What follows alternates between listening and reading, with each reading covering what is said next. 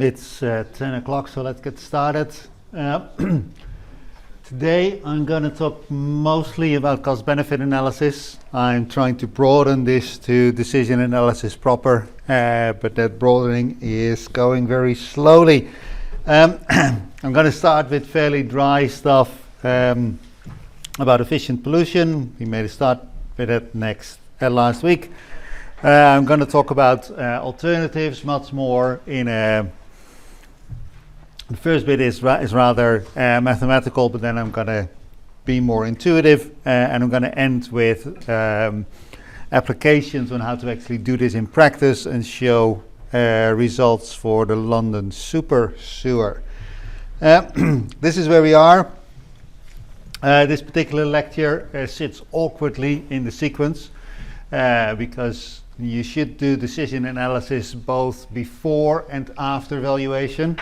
And you should do decision analysis both before and after the instruments, which obviously is not possible. So I'm going to occasionally today sort of refer to future lectures. I know that I shouldn't, but that's the only way to do it. Because otherwise in future lectures I should refer to then future lectures, right? So it's all a bit circular. But that's the way it is. I'm going to start by talking about efficient flow pollution before moving to stocks. Cost-benefit analysis is all about trade-offs, and a lot of people wish there weren't any trade-offs, but unfortunately that's life. Robert Solow said it as follows: economists have the reputation of being unimaginative, bean counters, doggedly claiming to quantify the unquantifiable, and personifying Oscar Wilde's definition of a cynic as someone who knows the price of everything and the value of nothing. It is true that they, economists, would give a lot for a rough quantitative answer, but it only reflects the fact that any policy can be pushed harder or less hard, further or less far, and that a useful evaluation has to suggest how far and how hard. The beans have to be counted, if only approximately. Those gentle souls who merely ooh and ah over them are arguably part of the problem, not part of the solution. The first, except for the very last clause, this just describes that there's trade-offs, and the only way to make those trade-offs visible is to count the beans, right? That is what Solow says, but then Solow being Solow, at the very end, kicks those who disagree with this reality, right? Abraham Lincoln said it differently, more succinctly. The true role in determining to embrace or reject anything is not whether it have any evil in it, but whether it have more evil than of good. Of course, slightly older style of English, but that is essentially what we are talking about, right? We're trying to find trade-offs. Johan Cruyff, of course, was the most succinct in this, that every upside has its downside, right? And that is what we are on about. So, how does this apply to pollution? Well, pollution, as I said, is an externality, the unintended consequence of one agent's production or consumption on somebody else's production or consumption. And it is important to understand how it works, because you cannot solve a problem that you do not understand. Yes, this is an economics class, but pollution is typically dealt with in physics, chemistry, biology, right? And you need to at least have the basic understanding of where it comes from and how it works. A lot of the stuff that we think is pollution actually is fairly complex chemically, and there's a lot of environmental transport and transformation and assimilation going on. And the example that I give here is for acid rain, right?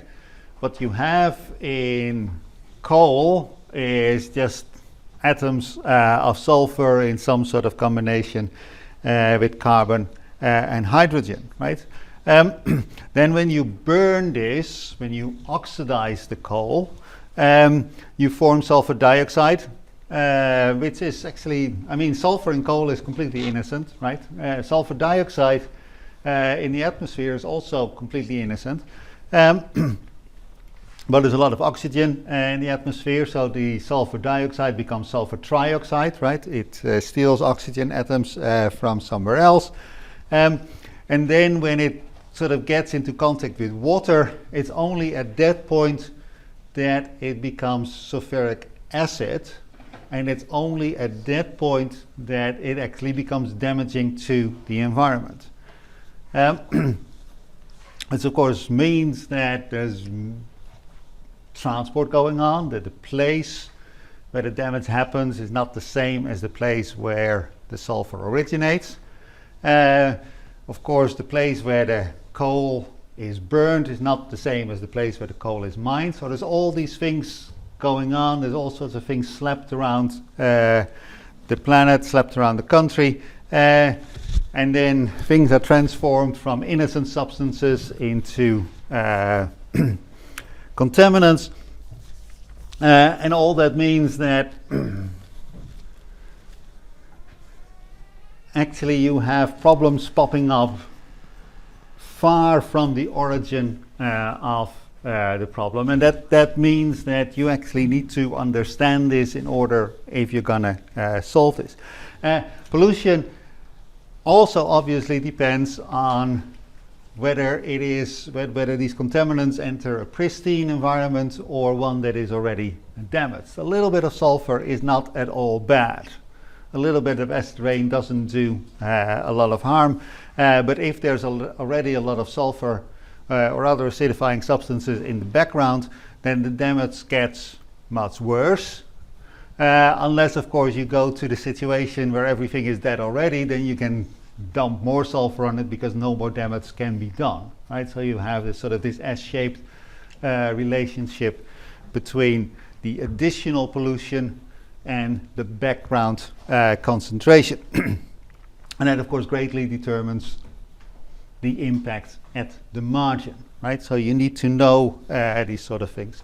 In a lot of abstract work that you see published in environmental economics journals, it's very neat economics, but often the environmental aspects are stylized to an extent that nobody who understands the environment would recognize it anymore. The distinction that I'm going to draw on most in this hour is between flow pollution and stock pollution. So the canonical example of flow pollution is noise. And one characteristic of noise is that as soon as the activity stops, the pollution is gone as well, right?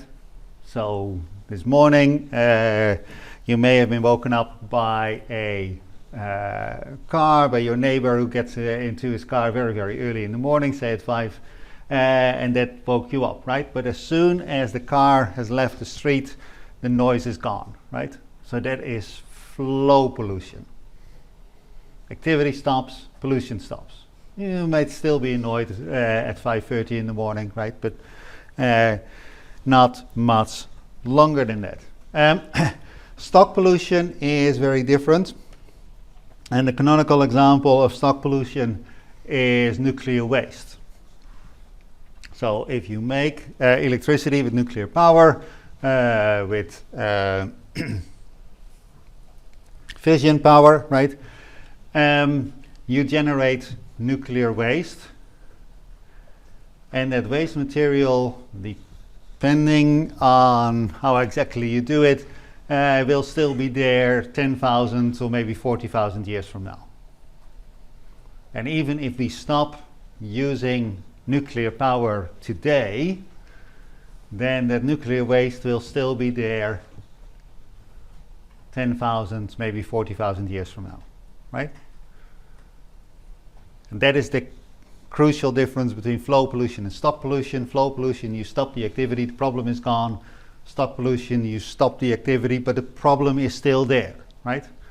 And that obviously determines how we look at the costs and the benefits of doing so. I'm going to start with flow pollution because that is the easiest to understand. And actually a lot of the intuition carries over to stock pollution in a way that I hope I'll make clear. So let's assume that the damages of pollution are given by a function d, and pollution here is denoted by m, where the m stands for emission, right? The benefits of the polluting activity are denoted by b, and that is also a function of our polluting activity. So this is just notation, right? Then the net benefits are the benefits minus the costs, right? And that is the thing that we would want to maximize. And what we then have, it's an unconstrained optimization, right? So what we have is, if you want to find the maximum of a function nb, then what you do is you take the first partial derivative to all the things that you control. And in this case, the only thing we decide on is how much emissions there should be, how large m should be. So the first order condition is, I did that wrong. Here we are. This is what I should do.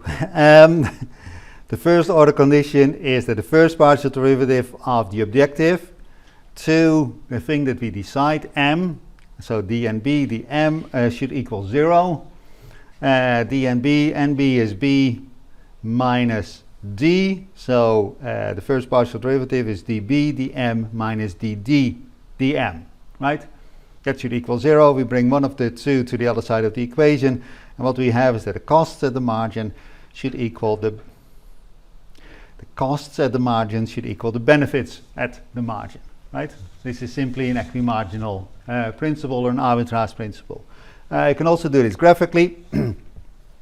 So on the horizontal axis we have emissions. On the vertical axis we have some sort of measure of how much good this will do.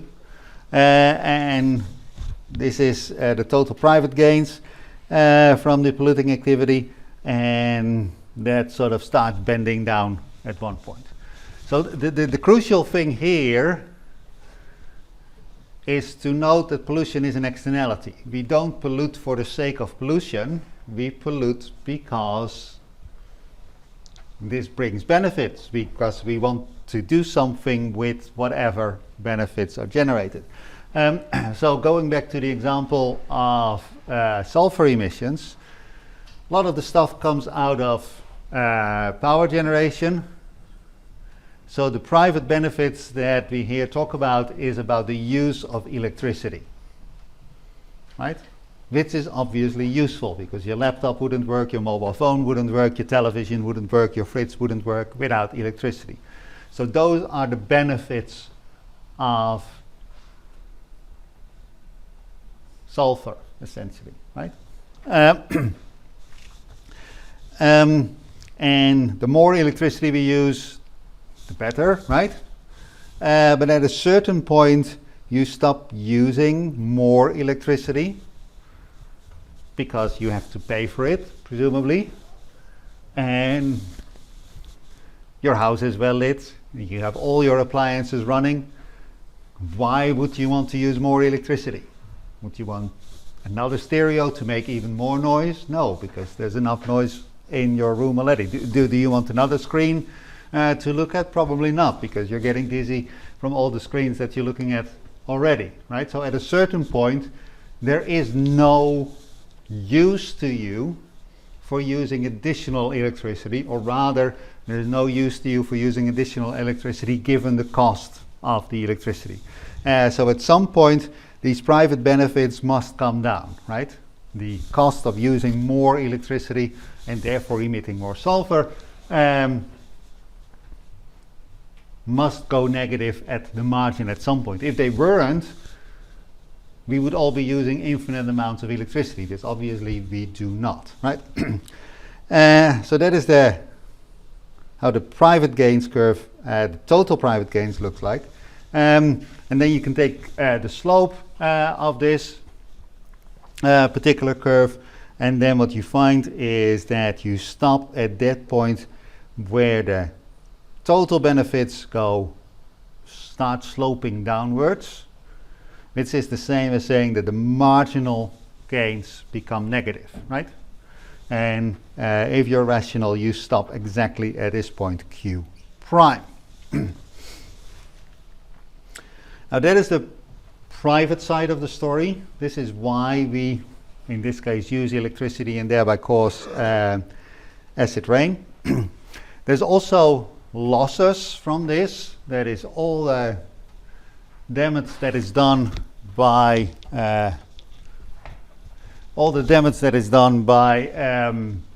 acid rain. So that's forests dying and fish dying and people suffering health consequences and monuments being eroded and that sort of stuff.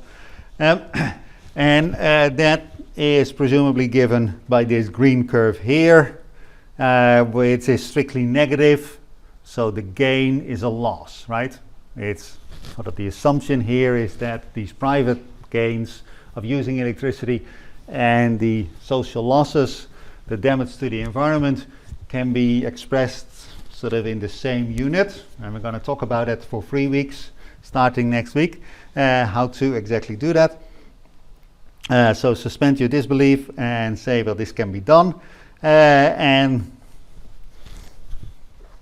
these things get worse and worse and worse if you emit more and more and more and more, right?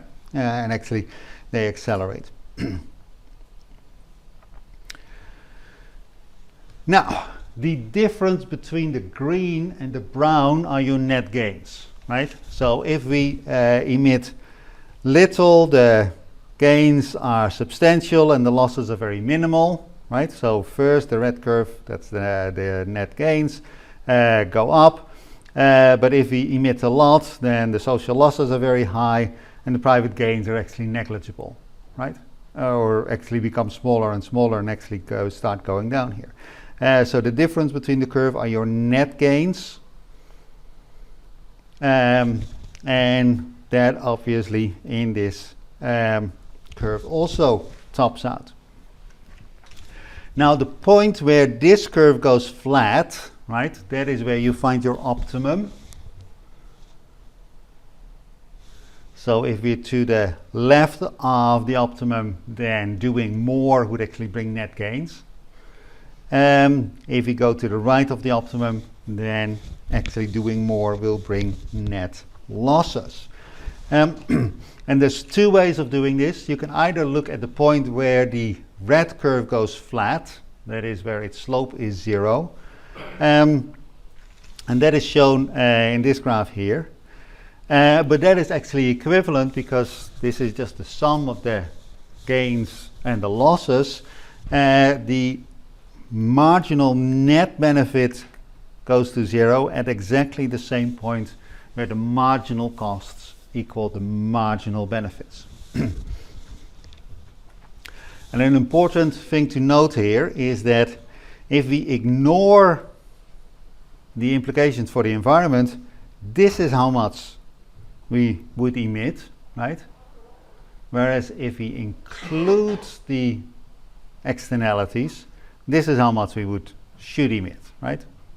So that is a crucial distinction. Right, so that is how a cost-benefit analysis for flow pollution works. We can put a bit more structure on this. So, as I said, this is how much you would, I did away with the red curve to make the graph bigger.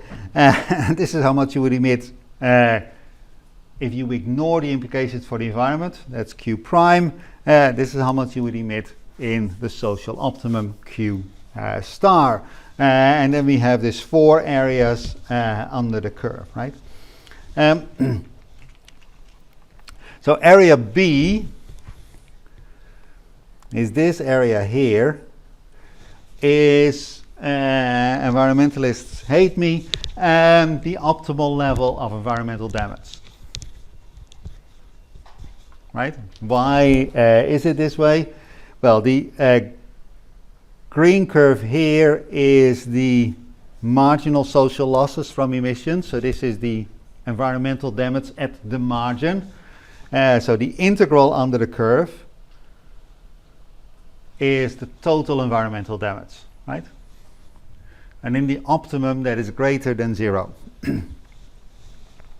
And that is so in the optimum because the area A plus B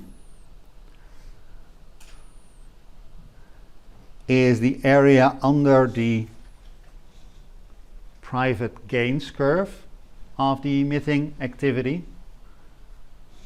And the area A plus B is obviously larger than the area B, right? So this is the marginal private benefits. If you integrate under that curve, you find the total private benefits. And that is this area here. The difference between A plus B and B is this area here, area A. And those are the net social benefits. And as you can see, that is again positive. We use electricity because it's useful. We want to temper our electricity use because it also brings acid rain. But we don't want to stop using electricity altogether, right? So that is on the left-hand side of the optimal area. The area D plus C is the environmental damage avoided if we move from the unregulated equilibrium Q prime to the social optimum Q star. So this is the amount of damage that is done that comes from the unregulated market, right? The area C is then the amount of private gains that come at the expense of the environment and are not justified by the external cost, right? They are justified from your private reckoning, but they're not justified from the social reckoning, right?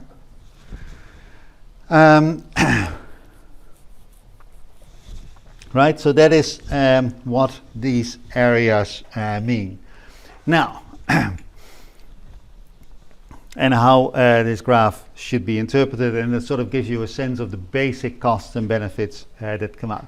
Now, a key conclusion from this graph is this Q star, which is the optimal level of economic activity and the optimal level of pollution. And that is greater than 0. And people get very, very cross when you say this, that this is greater than 0. So let's have a bit of a closer look at whether it's always 0. And unfortunately, there are very, very few exceptions to this particular conclusion.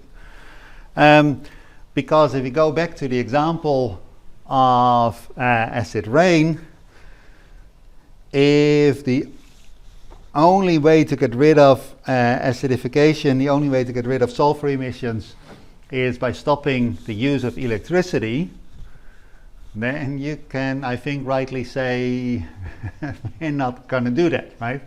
Because electricity has become so central to our lives that we're going to say no way, right? Now you can of course argue, but that is no longer the case. We now have scrubbers.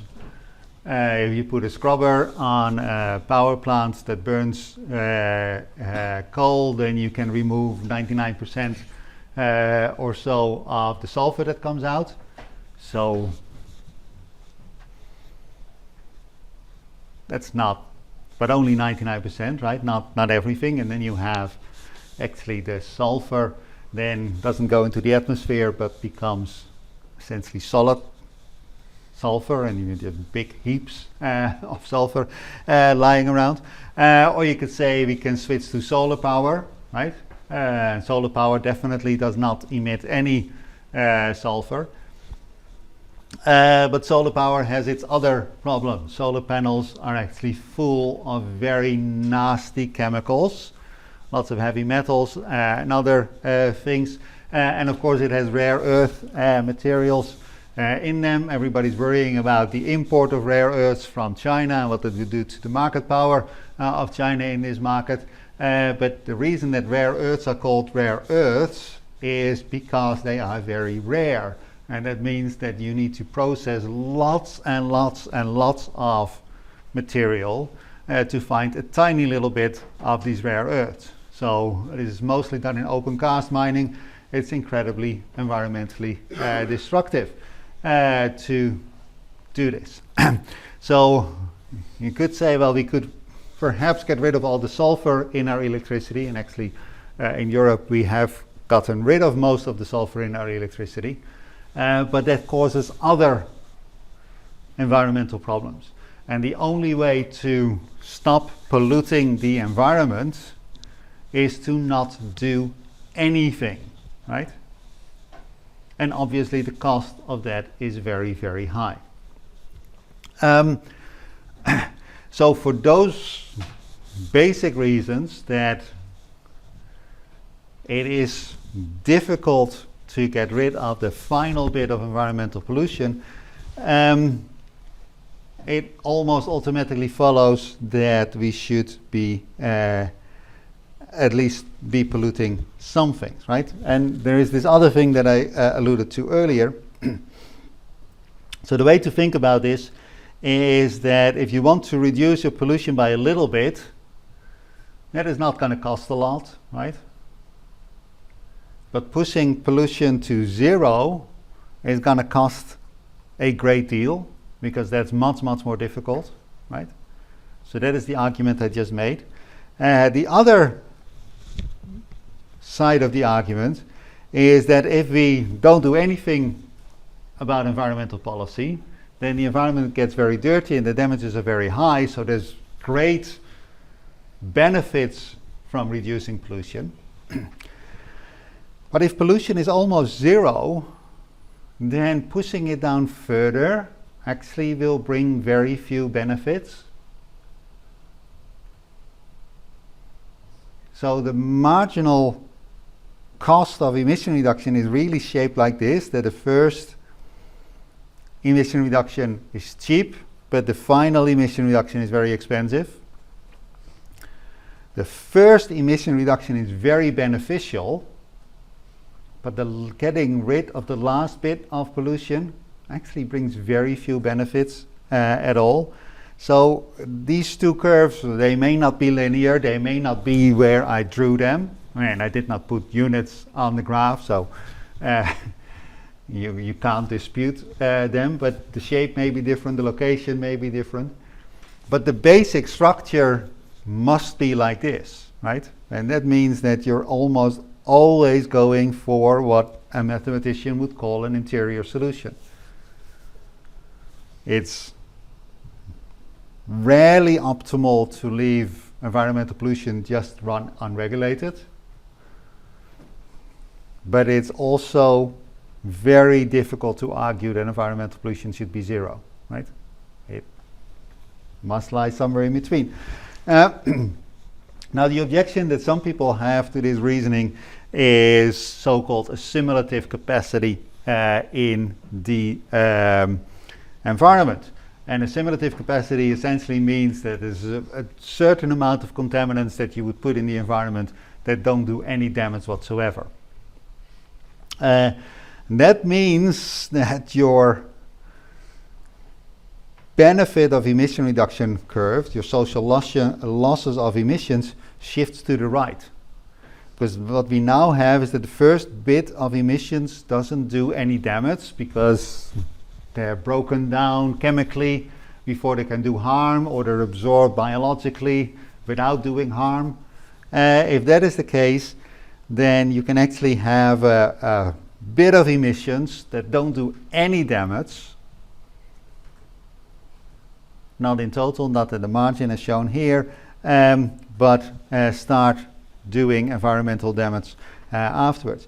If that is the case, then actually your social loss, marginal social loss curve shifts to the right, not to the left. And that means that without assimilative capacity, your optimal pollution level is here. With assimilative capacity, you're actually allowed to emit more in the social optimum. The optimum does not shift to this point, where there's no environmental damage. Your optimum actually shifts in the opposite direction, right?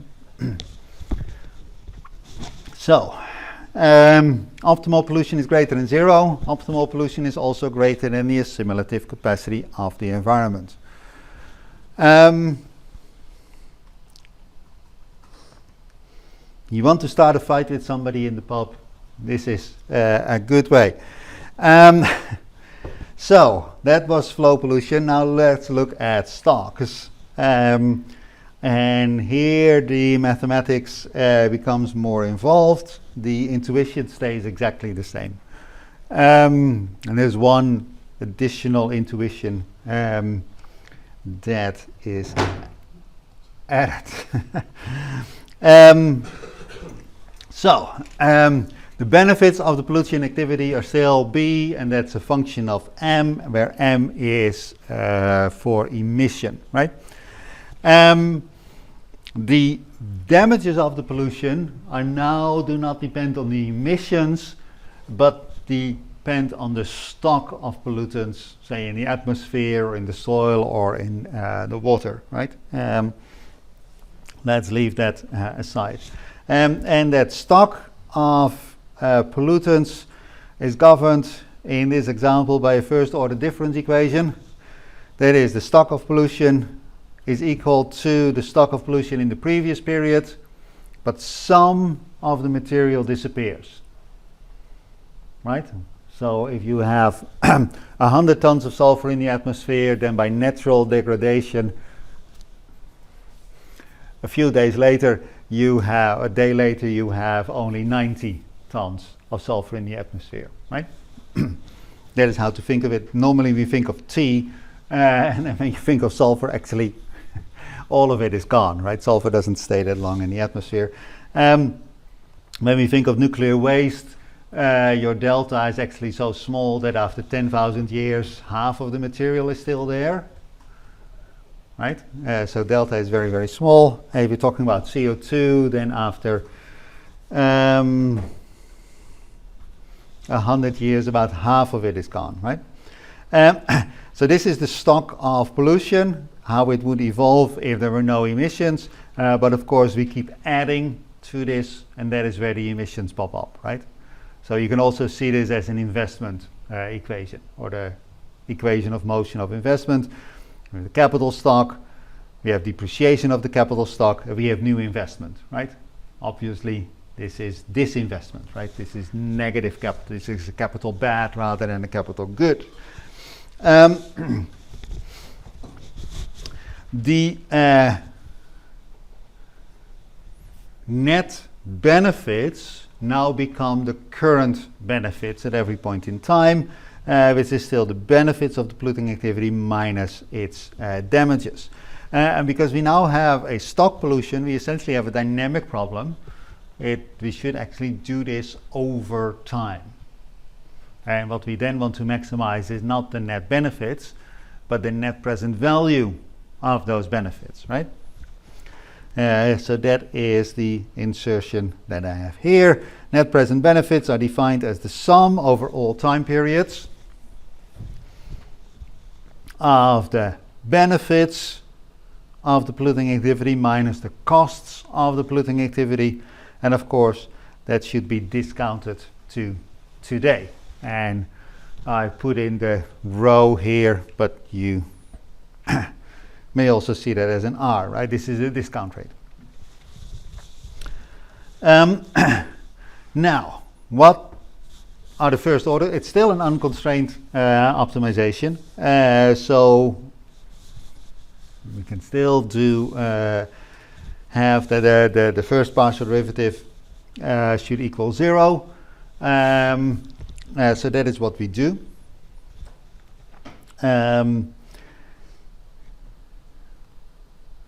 So what we have is we take the first partial derivative of this thing, but there's an important distinction here. And that is that we now make many decisions. Rather than deciding on what emissions should be, we now decide on what emissions should be in 2024, and in 2025, and in 2026, and for all future periods, right? So we make many decisions. So we have many first order conditions. But they all have this particular shape. That is the first partial derivative of the private benefits to the polluting activity, the BDM, at time t. But this now, of course, should be discounted to today. So that should be multiplied by 1 over 1 plus rho to the power t, right? That gets your benefits t years in the future into today's concerns, right? Should equal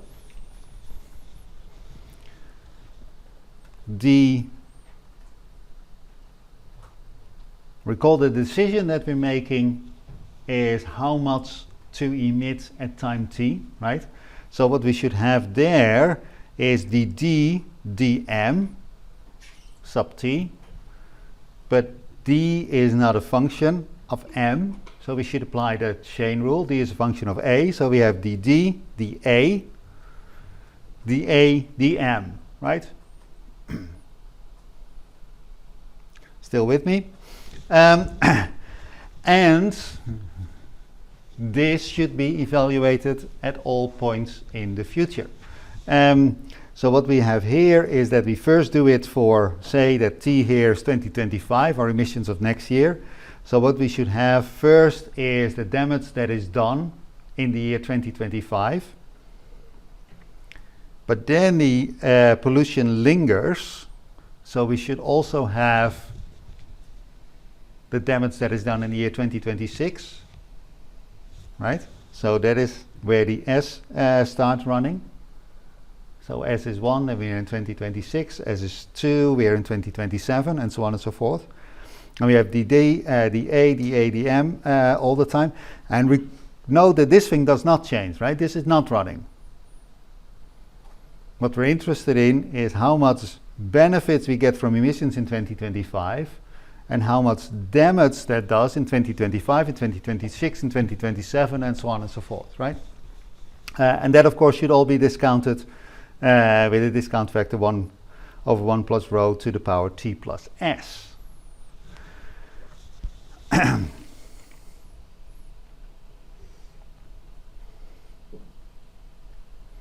Right?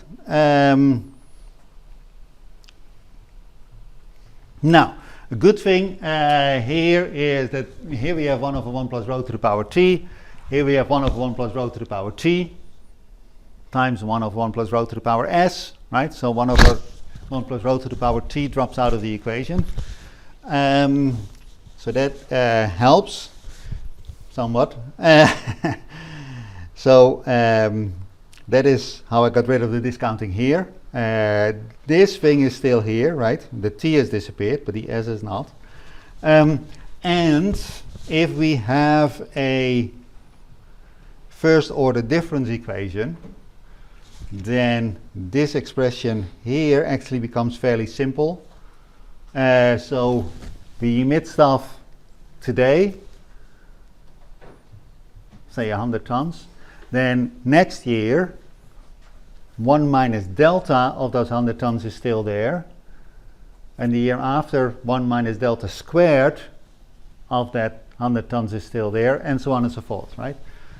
So because this is a simple geometric relationship, this partial derivative, the A, the M, becomes 1 plus delta, the depreciation rate, to the power s, right? So it becomes a little bit simpler. And then this expression here is actually roughly equal to 1 over 1 plus delta plus rho to the power s. Right? So it becomes all a little bit simpler. And what I'm going to do now is to simplify it even further. I'm going to put the whole thing in its steady state. That is, I'm going to assume that nothing changes. A steady state simply means that you drop your time scripts. So instead of a t, we have a, right? It is unchanging over time. The governing equation, the equation of motion, is still a is equal to 1 minus delta a plus m, which implies that a is equal to m over delta, right? So it all becomes easier because the a, we're now in a steady state, so we drop the time script, the time subscript, so we can bring this in front of the equation. It becomes dA. Here we have still this term that I had before. If you recall your calculus, an infinite sum over this thing is equal to this, right? Just look up your calculus. I'm not going to prove that here. So what we have, and if you then work this out, we have that dB dm is equal to dd dA times 1 plus rho plus delta over rho plus delta. Then we have this relationship here, that A is m over delta. So that implies that dd dA is equal to dd dm times delta, right? Yay! And we're back at the relationship that we had before, right? Namely that the marginal benefits of the polluting activity should equal the marginal damages of the polluting activity times a factor that looks ugly, but that essentially corrects for the fact that instead of having a problem that just lasts a very short period, we have a problem that lingers over the years, and you should correct for that. And under fairly stringent assumptions, steady state, first order partial difference equation, that becomes a term that looks ugly but is actually a lot simpler than what I started with, right? So the marginal benefits of the polluting activity equals the net present value of the marginal pollution damages. That's the main insight. That can be rewritten as this term here under stringent assumptions. And essentially what I have here is that the damages are now written as an annuity, right? And we're looking at the value of that annuity rather than just the current value. An important thing to note here that you don't really see here, but you do see in this expression here. Rho is how much we discount the future, right? That is how much future money is worth less than current money. Rho is a measure of that. Delta is a measure of how fast pollution disappears from the environment. So those are the two conceptual notions here. But mathematically, what matters is the sum of the two, right? It doesn't matter whether delta is 1 and rho is 2, or delta is 2 and rho is 1, right? It's the same. What matters is the sum of the two, not the individual components. So the treatment, and you see it even more strongly here, I could have swapped the meaning of rho and delta, but the result would be identical, right? So rho, in this case the discount rate, measures how much we care about money in the future relative to money today.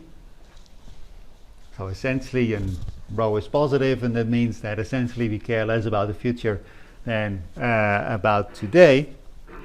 That is what the discount rate does. The delta does exactly the same thing. But instead of looking at the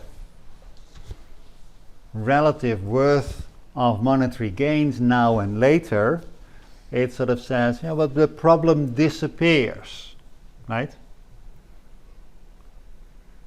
Well, discounting essentially does the same thing, right? If you discount at 5%, almost equal to the central bank, the Bank of England rate, right? What we say is £100 today is worth £95 next year, is worth £90 2 years in the future, right? That is what a 5% discount rate means. It also means that £100 worth of damage in 2 years' time counts as only 90 pounds of damage today, right? That is what discounting does. The delta has a very similar thing. The depreciation or degradation of pollution in the atmosphere has the very similar thing that 100 tons of damage, 100 tons of sulfur today physically degrades to, I should not pick sulfur, but let's stick with the sulfur example, physically equates to 90 tons of sulfur in 2 years from now. Right? That is what the environmental degradation means. And that means that you need to be less concerned about this because there's simply less of the stuff around to do damage because it has disappeared from the environment in one form or another, right? So conceptually, that degradation rate or the decay rate of pollution in the atmosphere or in the soil or in the waters acts as a discount rate, right? And essentially it makes the problem go away over time, melt away over time. Right. This is a good place to stop. After the break, I'm not going to do much more maths. That's probably a relief, right? I'm going to talk about alternatives to cost-benefit analysis because not everybody is equally impressed. And then I'm going to run to some practical examples of how to actually do it, right? Okay, I see you guys in 10 minutes or so. That makes it 2 minutes to 11. I talked about optimal pollution. It's only one way of setting standards for the targets of environmental policy, and it's surely not the most popular one. The main difficulty in cost-benefit analysis, as I sketched it before the break, is that you need to know the damage to the environment at the margin in terms of pounds or dollars, right? Now we're going to talk about that from next week onwards, how to do that. But one takeaway message from what is going to come is that this is actually very difficult to do in a way that is reliable and credible.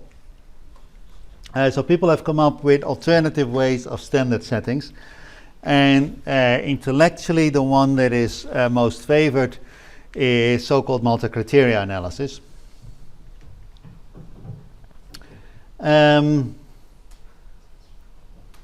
This is wrong. So here is one variant of multi-criteria analysis rather than another. That is the next slide. So suppose you have to make a choice regarding bovine tuberculosis, right? Which is essentially a trade-off between the number of badgers you would have in the United Kingdom, or in Great Britain, I should say, and the number of infected cow herds that you would have. Right, that is essentially the trade-off that you need to make. and suppose that there are three policy options out there. The first option would be to have 250,000 badgers roaming around the country, or roaming on the island, I should say, and you would have 7 infected herds. Again, this is wrong. So let me fix this. There is something to be said against doing this late at night on a Sunday. So the first situation, you have 250,000 badgers and a total of 22 herds that get infected each year, right? In situation B, you have 400,000 badgers, but 22 infected herds. In option C, you have 250,000 badgers, but only 7 infected herds. Now, it is pretty clear that if you care about both infections and with TB and badgers, then option A is the worst one, right? Because you have the lowest number of badgers and you have the highest number of infected herds. So option A is just stupid, right? But you have a real choice between options B and C. Because in one case, B, you have many badgers, but also many cases of bovine tuberculosis. In option C, you have fewer cases of tuberculosis, which is great, but you also have fewer badgers around, which is bad, right? So there is a real choice to be made here. Now, what you do in a multi-criteria analysis is first, as I just did, you discard those options that are dominated. That is, that do worse on all counts, right? So we eliminate option A.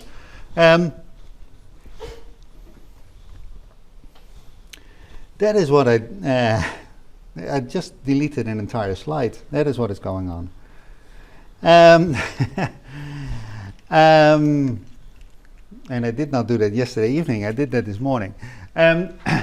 So the first thing you can do, I'm going to do this verbally, is to actually look at a trade-off, right?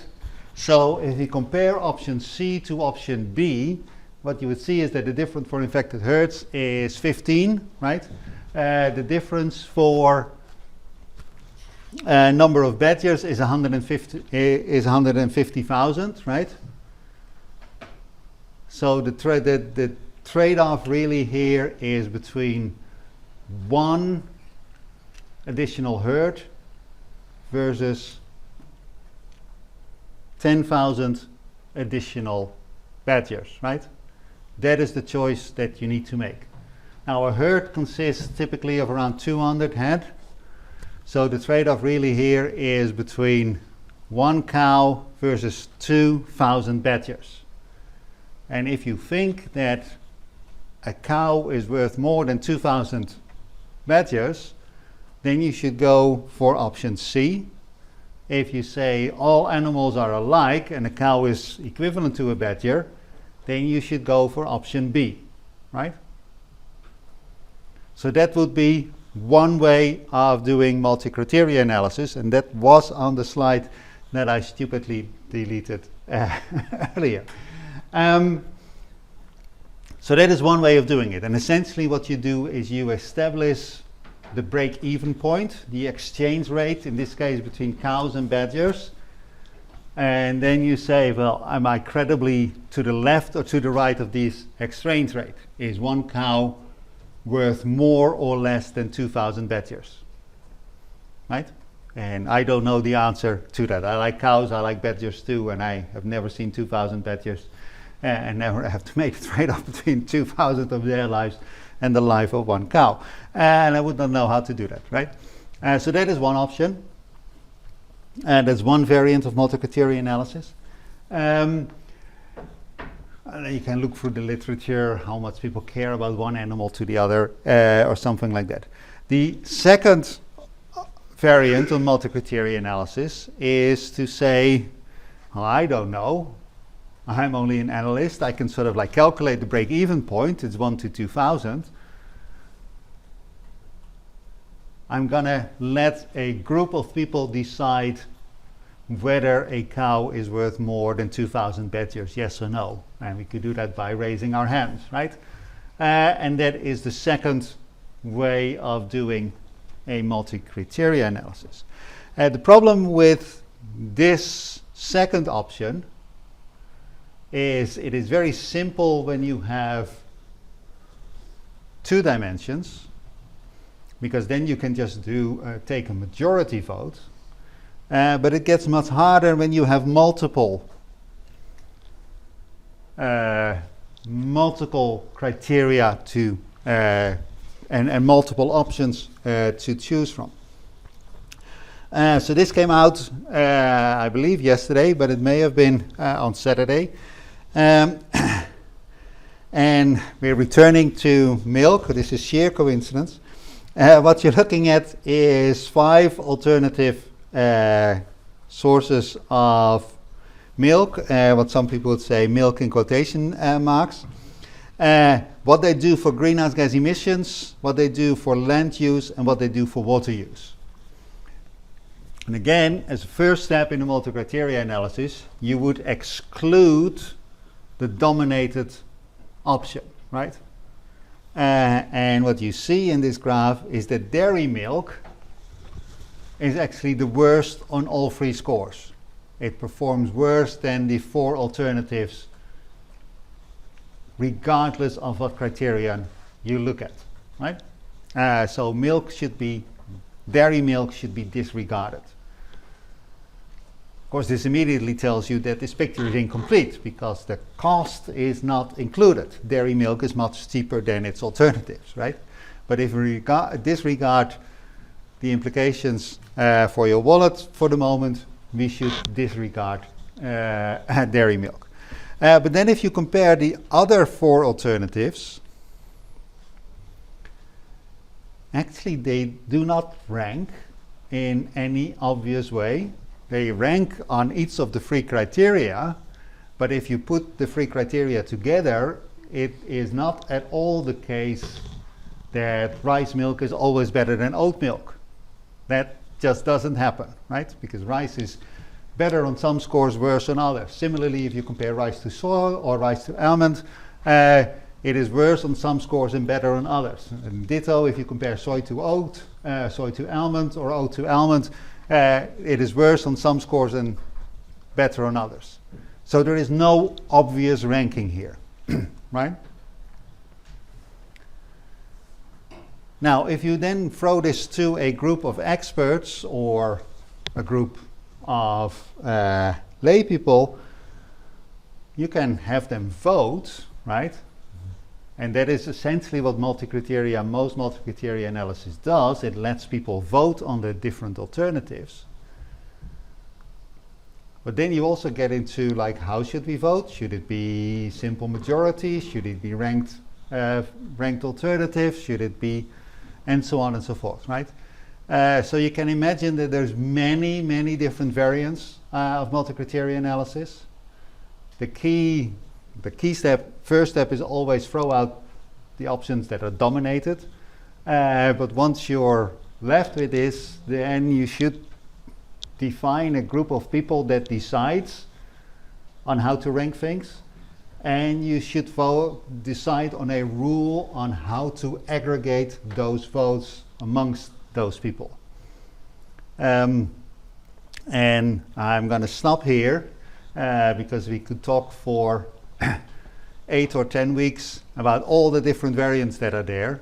But in principle, that is what it is about. You decide your criteria, you decide who to include, who has standing to vote, and how are you going to aggregate those votes, right? And once you've done that, you have done your multi-criteria analysis. So intellectually, this is very exciting. And if you were a pure mathematician, this is a gold mine, right? Because you can make it as complicated as you want, and it becomes all very nice. This is mostly a pastime for academics. In reality, completely different methods are used to set standards for environmental protection. The perhaps most common one, at least in certain areas, is so-called safe minimum standards. And this is particularly important in consumer products, particularly food, and also medicine is how this is done. So essentially what you do is, if you want to decide whether food, a certain ingredient, can be fed to humans or not, is that you take a large number of rats and you feed these different concentrations of this particular ingredient, and if only 0.5% of the rats die, then you say, well, this is safe for humans to consume, right? If you can feed 1 milligram of, God, I can't think of a foodstuff at the moment, to rats, a large population of rats, and only 0.5% dies, then you can feed 1 milligram of that to an adult human. Now, you may say, well, 0.5% is actually quite a lot, but we are, of course, many times bigger than rats. So if it's safest for rats, then it's pretty safe for humans, right? So that is how safe minimum standards are set. And there's two arbitrary decisions made here, right? One is, why 0.5%? Why not 1% or 0.1%? Why 0.5, right? That is fairly arbitrary. And the other, why do we use rats as a model organism for humans, right? We could use mice, we could use hamsters. There's different choices you can make. But that is essentially how these safe minimum standards are set. And this is very, very commonly done. So that is where a lot of our environmental standards come from, right? Essentially from laboratories full of rats. Another way of doing setting standards is actually increasingly common, so-called citizen juries. So when the question arises, how much pollution should we allow, what people, particularly in France, Sweden is another example, the Netherlands is another example, where politicians, parliament says, we're not going to decide that, because after all we have been elected to make decisions. We're not going to decide it. We're going to invite a random selection from the population and let them deliberate and decide, right? Typically how this is done is that 100 or 200 people are invited and they sit through a series of lectures about the subject that they're about to decide on. They have a chance to ask questions, they've given lots of material to read, and then they go through a process of deliberation and discussion, and then they make a recommendation to the government on what to do. And this is increasingly common, runs into all sorts of potential issues, like who is among the 100 to decide. It runs on constitutional issues. We elected people to parliament to make these decisions. Why are they outsourcing their decision-making power? And of course, who runs the citizen juries? Are the experts invited, representative of the body of experts? Is the literature that is given to them unbiased, or is it slanted in a particular direction? There's all sorts of issues that can come with that. If you have a problem with this issue of let's pick 100 people at random, what you could do, and what has been done, is just organize a referendum. It's fairly rare, has been done I think 2 or 3 times in Sweden. Problem with referendums, as any Brit would tell you, is that sometimes people get misled into making very silly decisions. It's sort of the mood of the day that can lead to very far-reaching decisions. In a referendum on nuclear power and the continuation of nuclear power in Sweden, they actually put a threshold there that everybody was allowed to go vote, but just it was not just that you were voting, but first you had to answer a couple of questions about nuclear power. And if you got the majority of those questions wrong, your vote was discarded. Which on the one hand you may say, well, that's actually a good rule, that only people who have a basic factual understanding of the issue are allowed to vote. On the other hand, you disenfranchise a lot of people. Had the Brexit referendum been run under that, then probably 95% of the votes would have been discarded, right? Given the amount of lies that both sides told. But that is how this can be done, and this is how you can sort of avoid relying on cost-benefit analysis and multi-criteria analysis. Another thing that is done is to rely on so-called best available technology, where the idea is that it's damage to the environment, we want to avoid that. We don't quite know how much we should avoid it, so let's just do the best we can, right? Let's reduce emissions by as much as we can.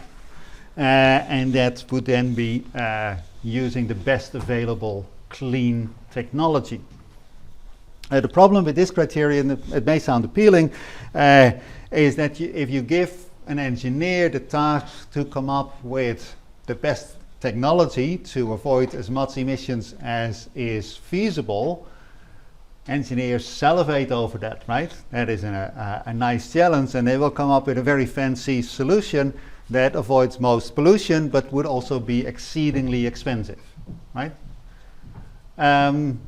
So best available technology in practice is often tempered with the clause not exceeding excessive costs. And then again it becomes basically arbitrary, because who decides what is an excessive cost for a particular product or a particular method?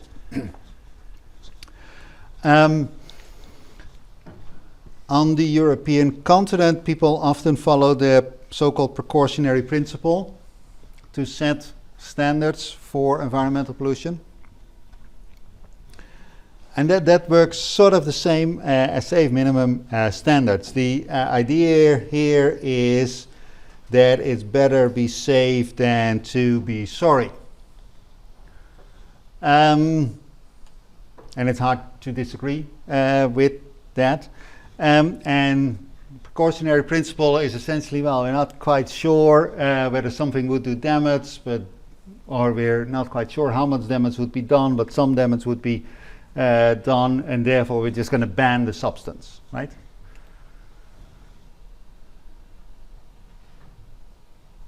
That works perfectly well if there are no real benefits of the polluting activity. If there is some sort of coloring, food coloring that is there that may also cause cancer, then we can just ban that particular substance because we don't want to give anybody cancer. And really, is it that important that your food has this bright green or bright red color? No, that is a negligible benefit, right? Food colorings, unless you're 5 or so and you're really excited about your birthday cake, for most people the color of their food is not terribly important. So there's actually very low costs of banning this substance. But if you can avoid cancer, that even if in only a few people, that is a great benefit, right? So let's just ban, based on the precautionary principle, this type of food coloring. The problem with the precautionary principle is that it only really works if you have this one-sided problem. If the costs are negligible, of the cost of banning are negligible, but the benefits are real.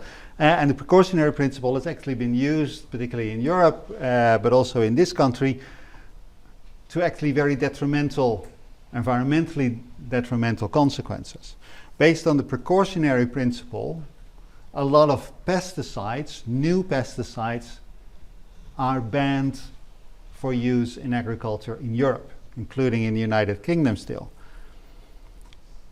And you may say, well, that's a good thing. These pesticides may kill bees and they may do damage to birds and what have you, and I would not like that. But the alternative to banning these new pesticides is that people are still using old pesticides, which actually do more environmental damage. Right? And the precautionary principle here is actually used to the detriment of the environment, as well as to the detriment of farmers, by the way, because the new pesticides are cheaper and better and do less environmental damage, but they do some environmental damage, but that is ignored in the decision making, right? So the whole notion of opportunity cost is not included in the precautionary principle. The most common method for setting environmental standards is to let a couple of politicians just pick a number, right?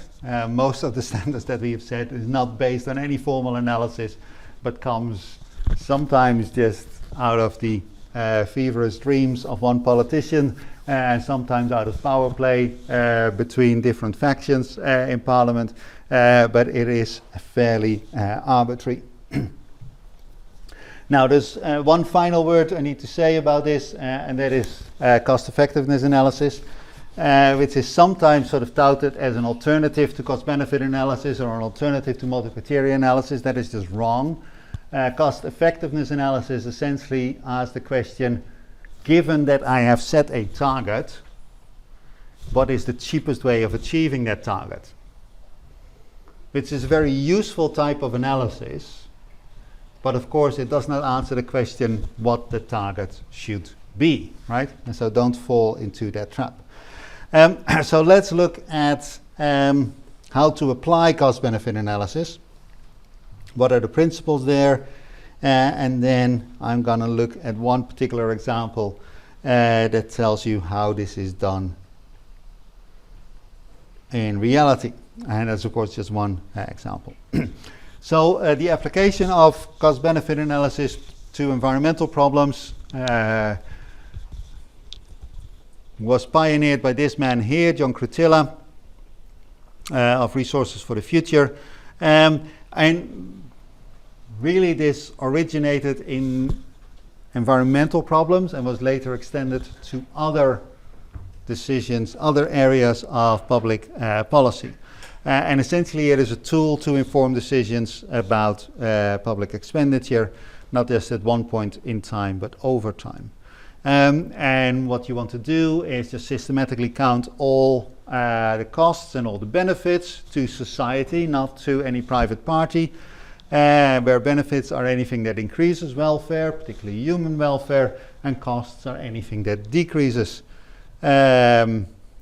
human welfare. That should be creases, not creasing. And then if you have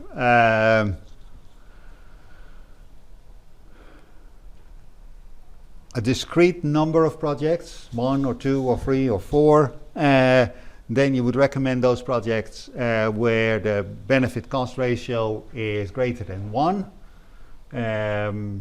If you have one project and you say if the benefits exceed the costs, then go ahead. If you have multiple projects, then you would say pick the one that has the highest benefit cost ratio. If they're not mutually exclusive, then you would say pick the ones with the highest benefit cost ratio first until you exhaust your budget. You have no more money to spend. That is how you would do so, or perhaps not when you exhaust your budget, but when you exhaust your budget and your borrowing capacity. Those are the projects that you would recommend. And by this way, you maximize the net benefits, right? Since it was first pioneered, it has been used time and again for environmental policy as a whole, for the appraisal of specific projects. It can be done before the fact, and that is what you see here: dam building, high-speed rail to the London Olympics, oil drilling, whether or not we should allow for those neonictides that kill bees, sorry. But we should allow them in agriculture. The example that I'm going to talk about later has to do with Thames water. That is ex ante. It has also been done ex post. Bob Hahn has a paper out now, 20 years old, where he looked at a whole bunch of regulations in the United States and said, oh, they actually fail. Most of them fail the cost-benefit test. David Pearce, the late David Pearce, the late great David Pearce, did the same thing for a whole bunch of EU directives and said, well, yes, they have benefits, but they do not weigh up against the costs. And those findings are there, but you may argue that these two evaluations are systematically biased because not all environmental benefits are included, perhaps because it's so difficult to quantify and monetize them. And of course, there may be other things that we care about than just the costs and the benefits. The one goal that is particularly ignored in a lot of cost-benefit analysis is if you're just adding up the total costs and the total benefits, you're not asking the question who benefits and whose costs, right? And that typically comes under the heading of an analysis of the equity of a particular intervention.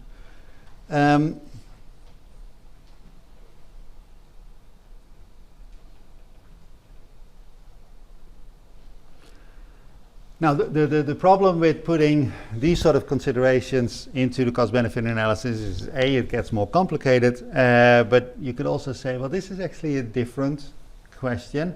Cost-benefit analysis is about maximizing the size of the pie, whereas concerns about equity is about how the pie is distributed, right? So this is essentially potential versus actual Pareto improvements. Pareto versus Kelder-Hicks, as I called it in the first week. And you could argue, well, if you are so concerned about how costs and benefits would fall across society, then you can compensate this by changing the system of taxation or the system of benefits that are given. And if you maximize the size of the pie, then essentially the government has more money to spend on benefits and more money to spend on reducing taxes for particularly harmed parts of the population, and that is a separate question. This is COES, and we'll come back to COES in week 7, I believe. So that is one way of arguing against this, that it should be included in cost-benefit analysis. Another argument that people have said, well, it may be that the distributional consequences of this particular project are negative, but then if we use all projects, then actually it will come out in the wash, right? Because for this particular project, this part of the population is harmed, but for another project, other people are harmed, and for yet another project, these people actually benefit, right? And if these projects are if the distributional consequences of projects are more or less random, then for any single project that you look at, well, there's always somebody who gets disproportionately hurt. But if it's random, if you do many projects, then by the law of large numbers, then everybody would be equally well off or equally bad off, right? That is what some people have argued.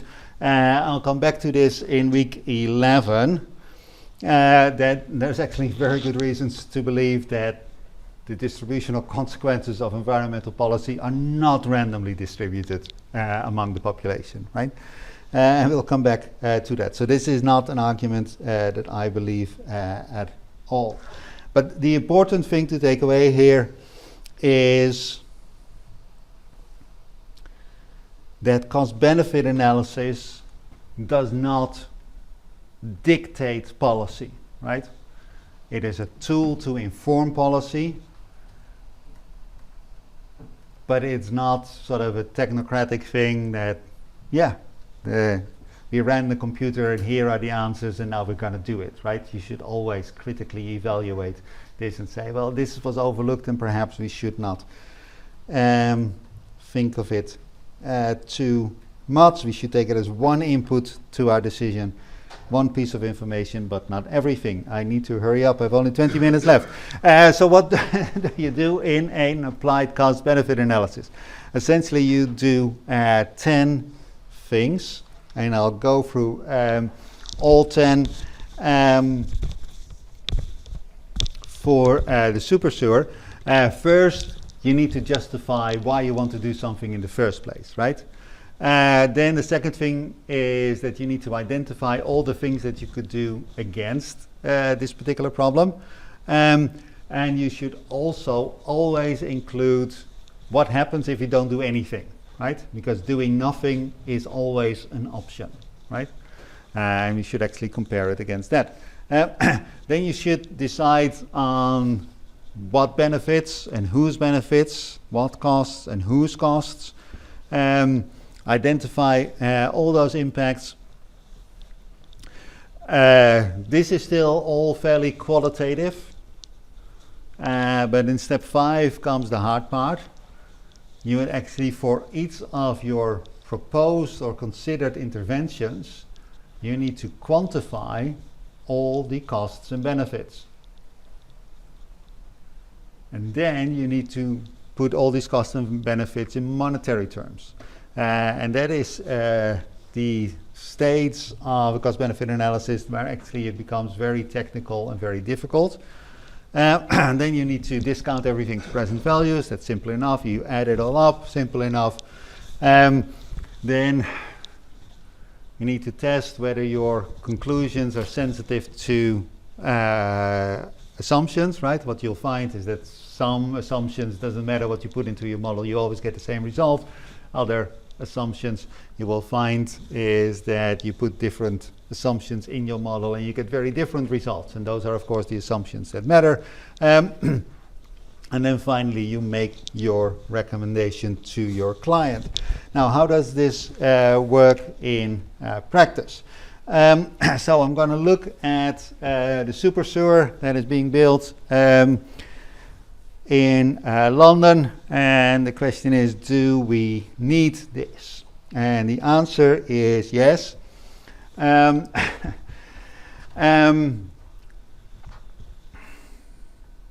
don't need to say this, right? So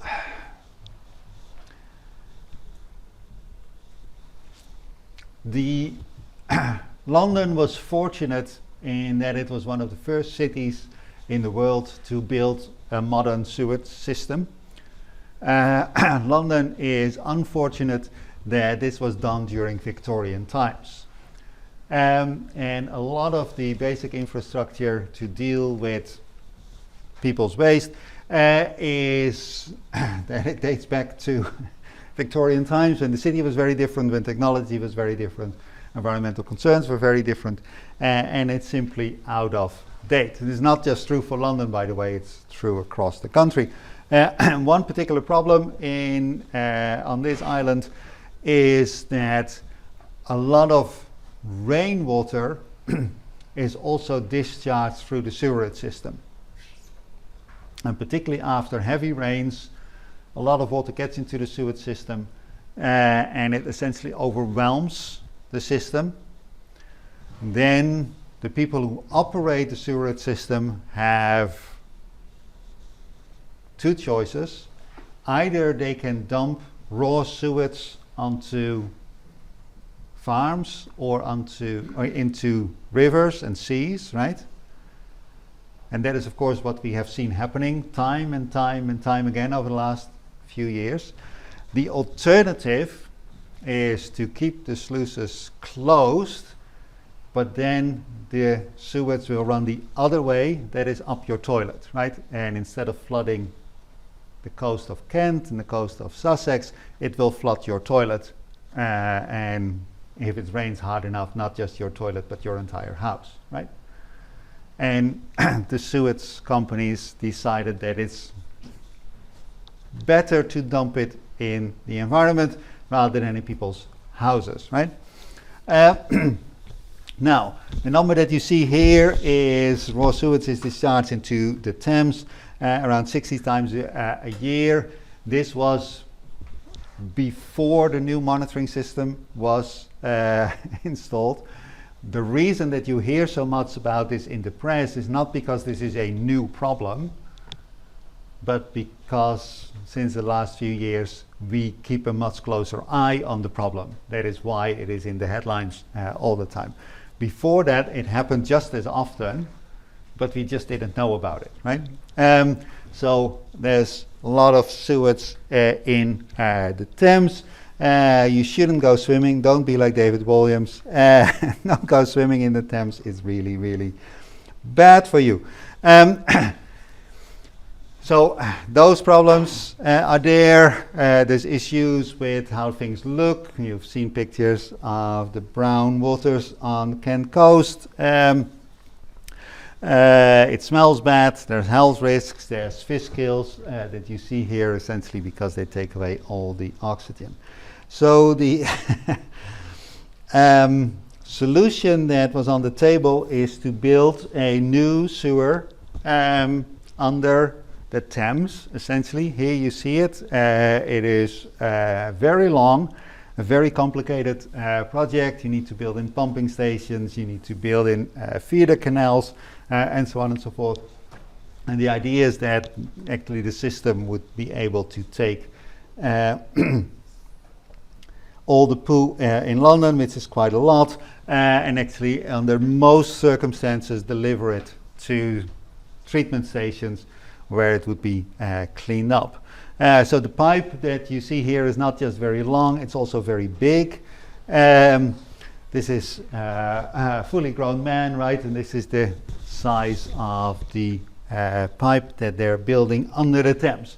So this is, I said previously, well, if you give engineers free rein, they love doing this sort of stuff because it's really complicated, it's really intellectually challenging to do this. It's a feat of engineering.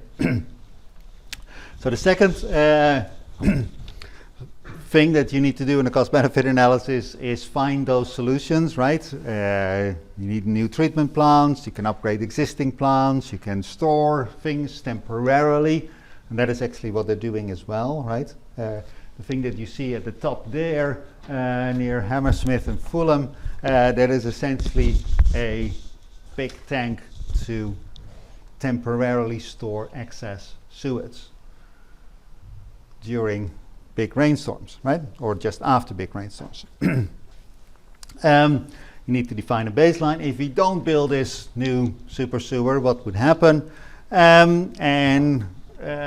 essentially what they do at the moment is they go out in little boats to clean up the shit from the Thames, right? Which is not a pleasant job. It's also fairly expensive way of doing things. Then you need to decide who is important, whose benefits and costs should count. Is it Greater London? Is it Metropolitan London? And who there? Does it spill over into Kent and into Sussex, Kent and into Essex, right? Should those people be counted as well? Those are important decisions because it may completely change the result.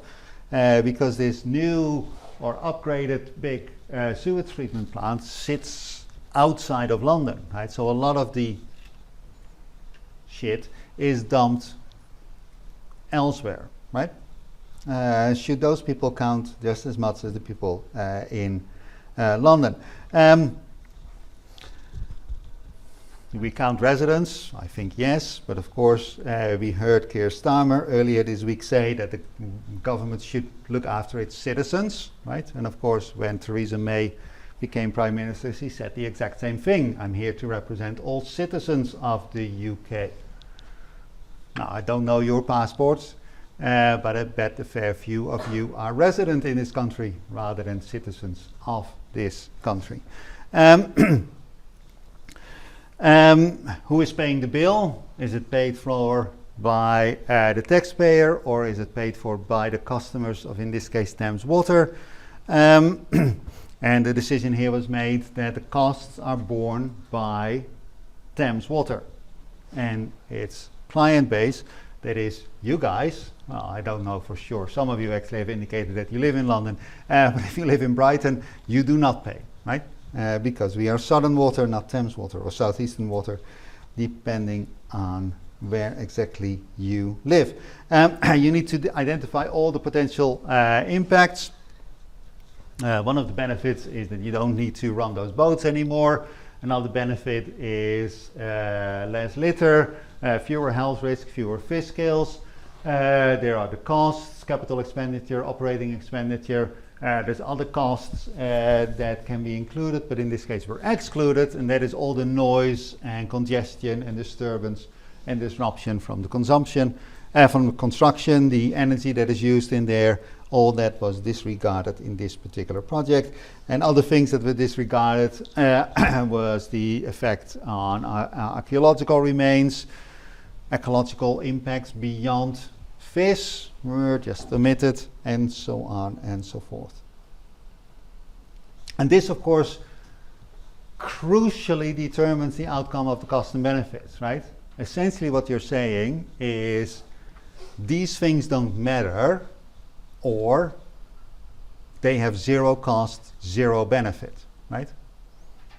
That is an equivalent statement. As soon as you exclude something from your cost-benefit analysis, you're explicitly saying it's worth nothing, and that can be a cost or a benefit.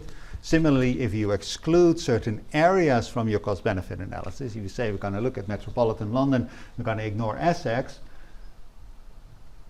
and you're saying, well, we care about Londoners, but people in Essex are worth nothing. People in Essex would disagree with that statement.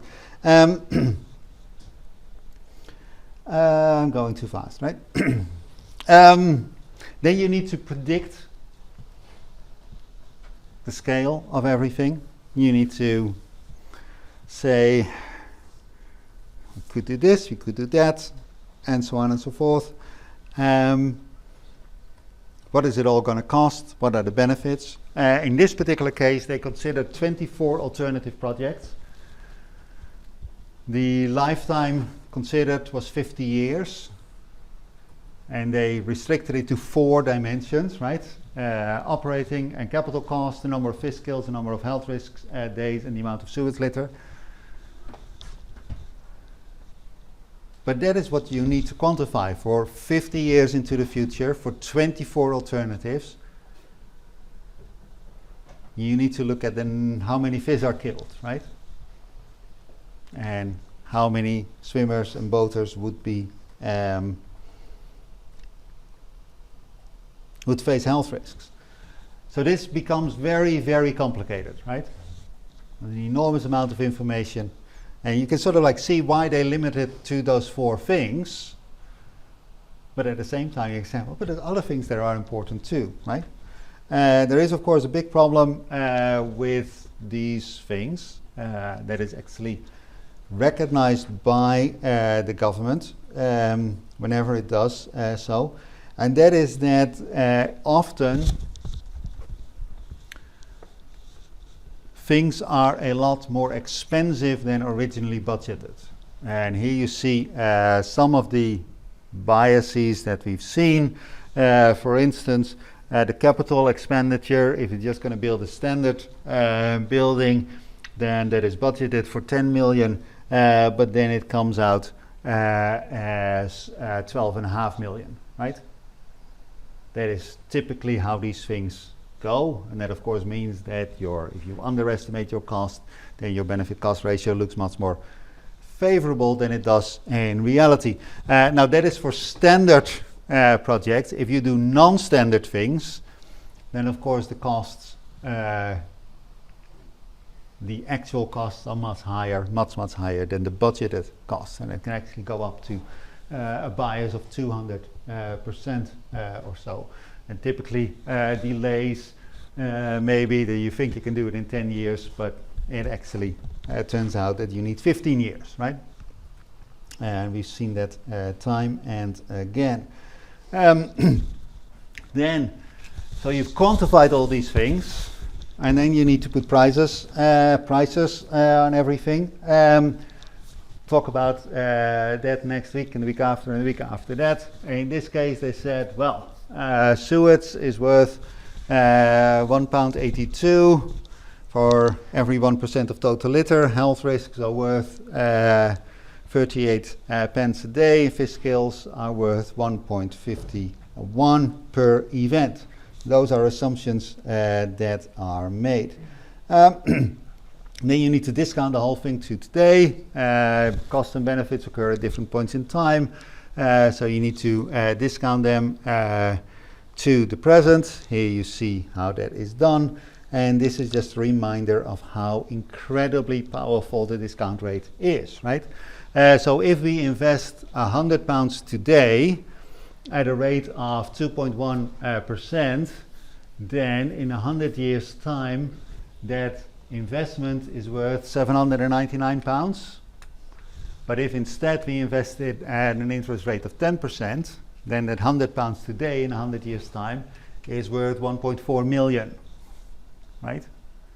So the discount rate is very important, right? The interest rate is very important.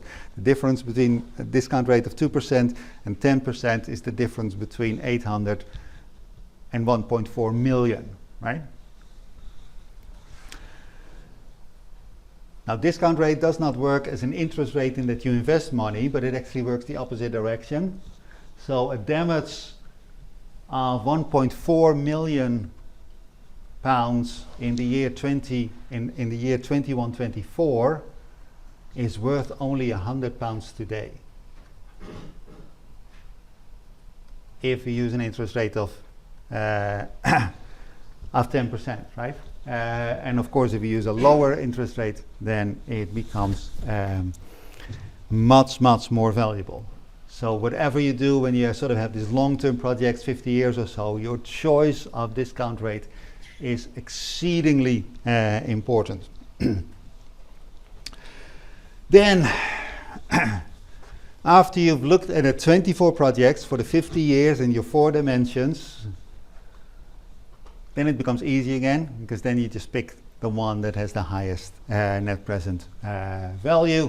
Of course, you do the test whether that net present value is actually a benefit, right? If the net present value comes out negative, then perhaps you should not do anything.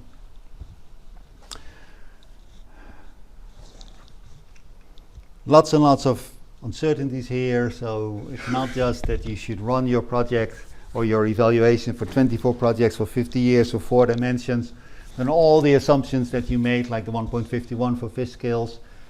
What if it was 2 rather than 1.5? What if it was 1 rather than 1.5? You need to systematically check whether your conclusions stand up to all these assumptions that you made along the way. But all sorts of things can go wrong there, right? Some of them I mentioned already. You have omitted things. You may mismeasured things. You may have made the wrong forecast. You may have put in the wrong values, right? There are also strategic errors here. And one error that is often made in cost-benefit analysis is that the people who decide who to hire sort of know what they're going to say, and they're hired for that particular reason. It's not so much that the analysts are dishonest, but rather from previous work you can sort of say, well, some analysts will slant towards the right, other analysts will slant towards the left.